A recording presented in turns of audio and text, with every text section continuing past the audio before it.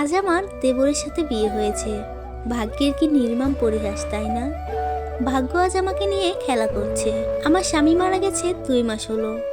আমার গর্ভে যখন তার 3 মাসের সন্তান, তখন তিনি মারা যায়।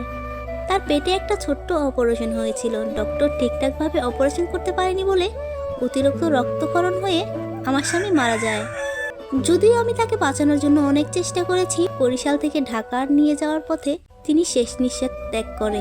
চেষ্টা করার পরও আমার স্বামীকে বাঁচানো সম্ভব হয়নি। চলে গেলেন না ফেরার দেশে। শুধু রেখে গেলেন গর্ভে তার শেষ স্মৃতি 3 মাসের সন্তান। আমার স্বামী মারা যাওয়ার পর আমি বাড়ি ছেড়ে চলেই যেতে চেয়েছিলাম, কিন্তু আমার শ্বশুর শাশুড়ি আমাকে যেতে দেয়নি। যেহেতু আমি তাদের পছন্দের পাত্রী ছিলাম, তাই তারা সিদ্ধান্ত নিলেন তার ছোট ছেলের সাথেই আমাকে বিয়ে দেবেন। যদিও তার ছোট ছেলে বিয়েতে রাজি ছিল না, তারপরেও মা বাবার কথা ভেবে রাজি হয়ে যায় এবং আমাকে বিয়ে করে। বর্তমানে আমাকে স্বামীর নাম বলতে হলে আমার দেবরের নামই বলতে হয়। তারা 2 ভাই 1 বোন ছিল।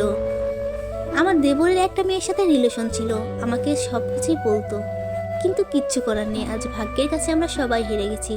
আজ আমার বাসর রাত, কিন্তু সে বিয়ের শেষে যে গেছে আর আসেনি। আমার শ্বশুর শাশুড়ি অনেকবার কল করেছে, কিন্তু ফোনটা বন্ধ ছিল। আজ আমি সত্যি নিজেকে অপরাধী মনে হচ্ছে, কেননা আমার জন্যই আমার দেবরের জীবনটা শেষ হয়ে গেল। কতই না হাসি খুশি ছিল আমাদের জীবনটা, কেন এমন হলো?